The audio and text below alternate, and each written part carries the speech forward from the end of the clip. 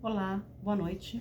É muito bom estar aqui com vocês novamente, dando continuidade ao nosso Evangelho no Lar, com a leitura de hoje do capítulo 13, item o óbolo da viúva.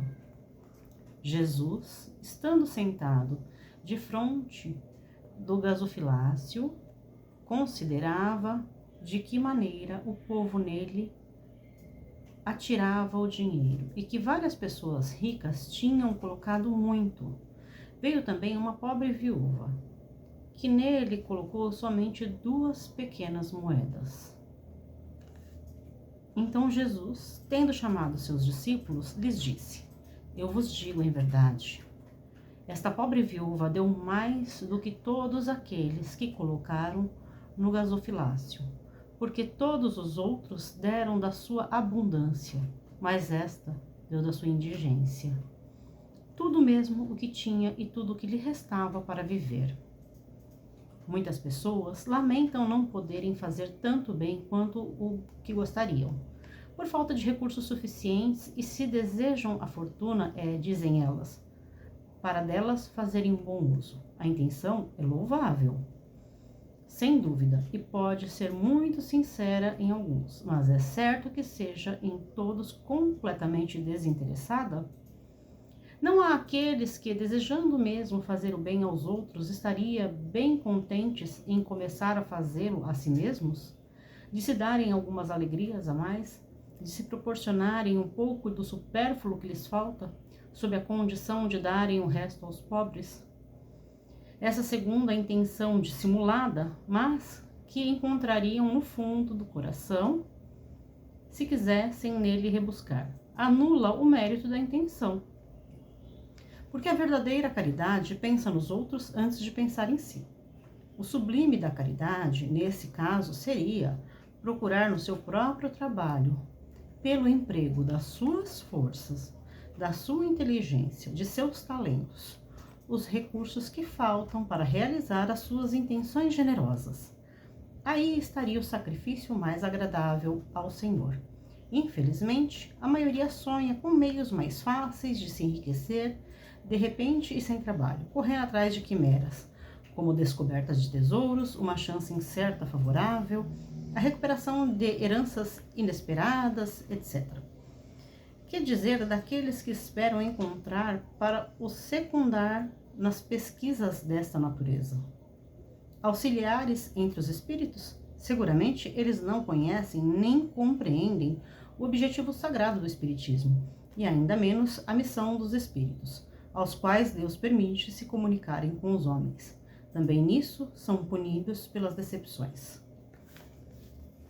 Aqueles cuja intenção é pura de toda ideia pessoal devem se consolar de sua impossibilidade de fazer tanto bem quanto gostariam, pelo pensamento de que o óbolo do pobre que dá, se privando, pesa mais na balança de Deus do que o ouro do rico, que dá sem privar de nada.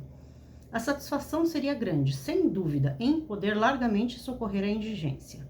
Mas se ela é negada, é preciso se submeter e se limitar a fazer o que se pode. Aliás, não é apenas com o ouro que se pode secar as lágrimas. É preciso ficar inativo por não possuí-lo. Aquele que quer sinceramente se tornar útil aos seus irmãos, para isso encontra 1000 ocasiões. Que as procure e as encontrará. E não é de uma maneira, será de outra. Porque não há ninguém, tendo o livre gozo das suas faculdades, que não possa prestar um serviço qualquer, dar uma consolação, abrandar um sofrimento físico ou moral, fazer uma tentativa útil. A falta de dinheiro, cada um não tem seu trabalho, seu tempo, seu repouso, dos quais pode dar uma parte. Aí também está o óbolo do pobre, a moeda da viúva. Muito bom, né? Nos faz refletir bastante. Quantas e quantas vezes nós já pensamos, se eu tivesse condições financeiras, faria isso ou aquilo, ajudaria este ou aquele. Mas e o que nós estamos fazendo com o que temos hoje? né? Estamos esperando o amanhã, esperando que algo aconteça para a partir daí fazer o bem. E o que estamos fazendo de bem neste momento?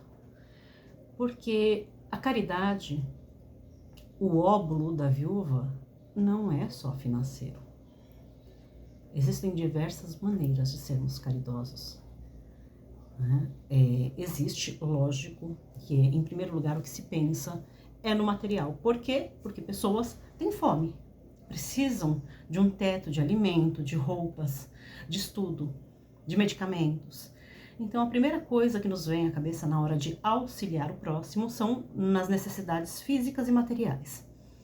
Porém, auxiliar o outro é muito mais que isso. Quando nós nos dispomos a ouvir as necessidades do outro, a compreender suas dores. Quando nós dispomos do nosso tempo em prol do outro. Seja ele quem for, seja dentro ou fora de uma religião. Quando um conhecido demonstra que não está bem e nós doamos nossos ouvidos, o nosso abraço, isso é caridade. E uma das mais bonitas.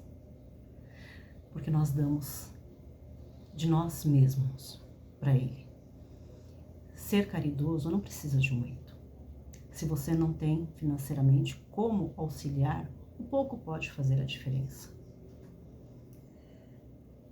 Se hoje você, numa situação financeira difícil, consegue doar todo mês um alimento numa casa, seja espírita, seja evangélica, seja, enfim, em qualquer lugar. Na doação de alimentos a gente vê que tem em todos os lugares.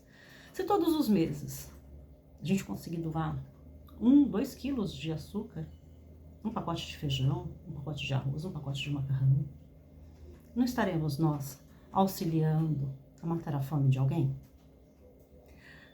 Se nós nos dispormos uma vez por mês a retirar algumas horas do nosso tempo e visitar um orfanato, um asilo, um hospital, um presídio, não estaremos também sendo caridosos?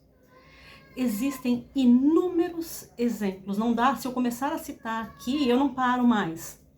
Quantas e quantas maneiras de se praticar a caridade sem necessariamente utilizar bens materiais. Existem infinitas formas. Então cabe a nós identificar o que nós gostaríamos de fazer para auxiliar o outro e colocar isso em prática.